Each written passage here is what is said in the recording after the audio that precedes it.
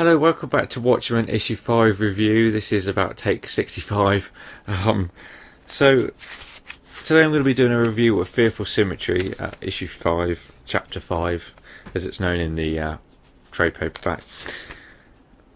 So yeah, this is a very kind of mixed episode. You've got violence, and then you've got kind of a calmer side, which I'll explain later on. In general, just, you know, there's a lot going on in this chapter. I think one of the things I underestimated when I read Watchmen was how complex it was, and I think I didn't take it in as much as I could have. But rereading it, you know, I've reread this chapter so I can try and give you the best review possible. So the first scene we see in chapter 5 is a rain puddle across the floor and a reflection of what we assume to be some kind of sign. Then we see a couple of footprints with a newspaper going by that's saying the Russians have invaded Afghanistan. Then we see a man in a jacket against the door, knocking on the door, and then we hear a voice from inside saying, "Hello? Who's that?" And then we see this man walk up to the door, which we know as a former villain,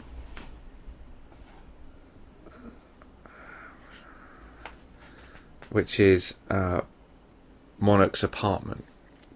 So I hope I pronounced that correctly. He goes to his apartment, this man, and then he opens the door and finds no one's there. It's a bit strange. So he goes back into his house and looks around just to check. Strangely, he walks into the kitchen and finds a bit of cloth hanging out of the fridge. Bit strange. He opens it up and finds a jacket. And then there's a note which says, "Behind you" on. This is where we see Rorschach and the man together. So with the gun in hand that he picks up earlier on, he then says, "Oh, I wasn't going to point this at you." And of course Rorschach's already checked this, and he says, "No gun license, very bad." Pushes him in the freezer and says, "What do you want to do with me?" "Just passing." And then allegations have been given about somebody giving people cancer. So he's investigating this man, trying to see what he knows. He says he knows nothing. Rorschach senses his tone of voice to be slightly wrong, so he pushes him in this fridge to let him cool down. And there's a good quote on this page that is, "Looks like you're sweating. Unpleasant. Should cool down." Other little comedic effects that Animal's put in there. Also, after he lets them out the fridge, going now, "If you need to contact me, leave me a note in the trash can outside the Gunga Diner at 4th and 7th, plus get a gun license soon." And of course, the state he's been beat up by Rorschach is obviously going to be, "Yeah, of course, I'll do whatever you say," kind of thing. The next scene we see is a murder investigation scene where a man has killed his 2 children and then opened up his jugular vein. So, you know, one of the children that he murdered kept saying about, just said war, so kind of referring to war, and then 3, just repeating these words. So everyone's kind of starting to panic that there might be a World War III. It's kind of given everyone a nervous aspect that it's a possibility in the future.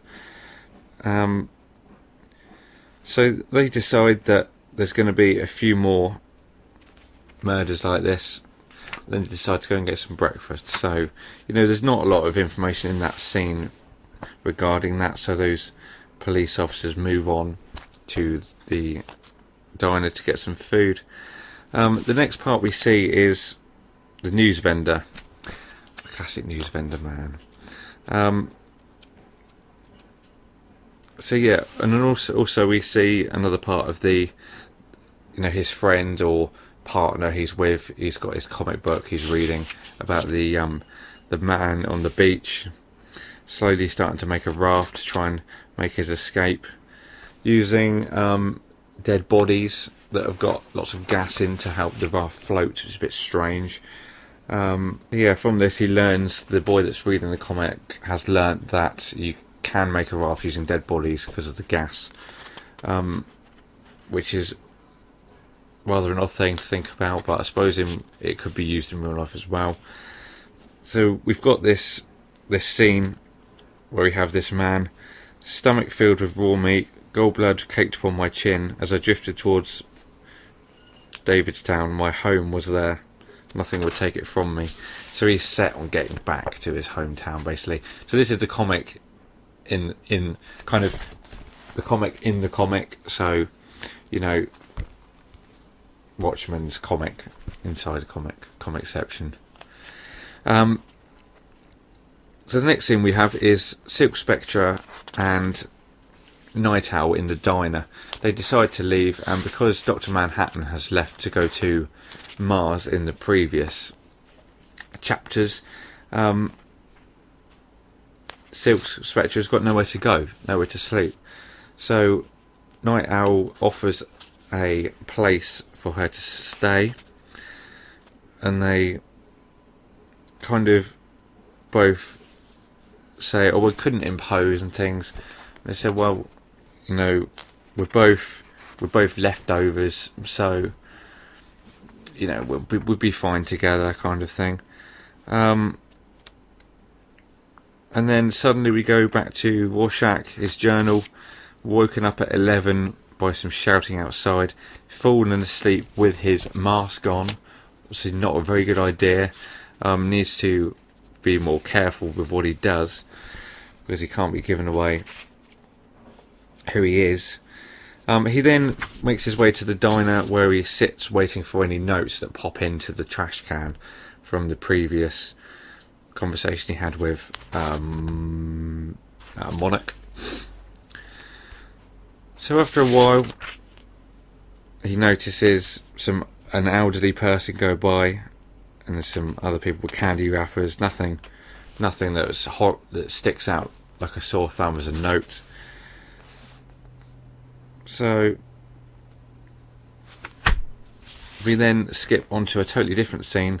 This is like I was talking about earlier, that it's very changeable, this episode. I think, well, the whole book generally is changeable, but this is one of the scenes where it always jumps from bit to bit, and it can get rather confusing, I think. I think that's one bit I underestimated when I read it in the first place, that it was so vast in what it does. There's so many different elements that I probably didn't take in, to be honest, at the first time around. So the next scene, we've got the news vendor doing his classic ranting on, and then his friend who's reading his comic is shouting at him because he's ranting on about how the Financial Times is going to make a killing out of money and stuff, and he's like, I just want to read my comic, go away, leave me alone. And so yeah, it's the guy back on the raft again. He's making his way to some land, and then it says here, light-headed, I gazed into the inverted world beneath, where a drowned girl circled a madman with blood-caked lips gazed back at me. His eyes, his nose, his cheeks seemed individually familiar, but mercifully I could not place them together, not into a face I knew. So maybe this could be, it's kind of got a similarity to people that maybe have seen Rorschach or something. I know it's totally different, but there's elements maybe that could be pieced together as part of the actual Watchmen as well. So then again, we've got another vast jump where we skip to something totally different. This time it's Ozymandias. Is it Ozymandias? I hope I'm pronouncing that correctly. He's with his assistant going to see some toy people. Going through like a city centre, and then suddenly they're approached by a man with a gun. They then get into a fighting scene. The assistant is shot straight away, and then Ozymandias goes straight into fighting him and trying to, take him out. He's obviously going to be some kind of assassin, or hide guns to try and kill them off, as he is a previous. They engage in this fight scene, and what happens? They have this big fight. There's he picks up this, what looks to be a kind of pole for decorative purposes around this mouth, and they engage in this bloody fight scene. And he says, what have you got in your mouth? Open it. And there's these police officers that say, we'll take it from here. And he's got a poison capsule in his mouth. He's frantically trying to pull his jaw down so he doesn't bite on it, but by then it's too late, so he can't find out who's come to take him out, assassinate him. Later on in the issue, we appear in the police department, where they suddenly get a phone call and they're kind of talking, and they get kind of distracted. But eventually, what happens is, I'll read this part out because it's quite a good part. A tip. Sure, what's your name? No name?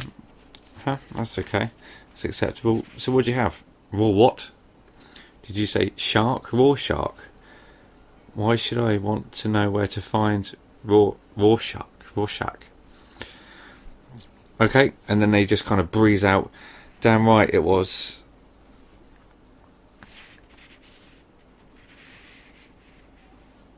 Wasn't that about, damn right it was about Rorschach. And they've put his head on a platter for us, kind of thing. So we go back to the first scene, basically in the apartment, as Rorschach has received a note from Monarch, or otherwise known as Jacob. And then basically he's talking to him. Got your note, wondering why you wanted to see me. Somebody's tried to shoot the world's smartest man. Did you hear about that? The comedian Dr. Manhattan, Ozymandias, someone killing masks, Jacob. Somebody wants us dead. Maybe somebody you've met in prison. Maybe you can been going through names. Maybe you can enlighten me. No response from Jacob. Suddenly he looks at him, and there's a bullet been shot through his head. With a pistol down by the side of him. When I first saw this part, I thought, was it suicide? And then you suddenly hear a loudspeaker, "This is the police, Rorschach. We know you're in there, it's all over." So, looks like he's been set up. So 2 men go in to try and get him out, and what Rorschach's found is a lighter and some aerosol spray. So he's used that as a part of a weapon, spraying out fire, going up the stairs. And more men go in after him, but he manages to defend himself. So he's up now in one of the bedrooms where, he's kind of trapped because there's no way out of there. The policemen say it's a dead end. Can't get out. That's what they think. And then there's just suddenly a "Rah!" smashes through the window. Down. Get him, he's out. And then, they kind of kick him down. He tries to fight, tries to resist, but there's just no possibility of him getting up. He's surrounded by police officers. One of them says, "The runt wears elevator shoes." Rips off his mask. He's no, my face, give it back. Who the hell is he? This is the final part. This ugly little Zero is the terror of the underworld, and we're going to lock him up with them. He's calmer, man. Everything evens out eventually. Everything balances. So that is chapter 5. And one thing I didn't notice in this book is every page, the entire issue is symmetrical, beginning with the first panel mirroring the last, which is one thing I never noticed. I mean, just the detail in this book is, you know, little things such as newspaper articles going past, and, you know, there's so much detail in this book. I probably would have to read this 3 or 4 times to get to, you know, to properly digest it, because there's so much information there. But yeah, they've got Rorschach. What will happen to him? So that is in the hands of issue 6 review. So thanks for watching this video. I hope this has been interesting. I really struggled with this, but you know,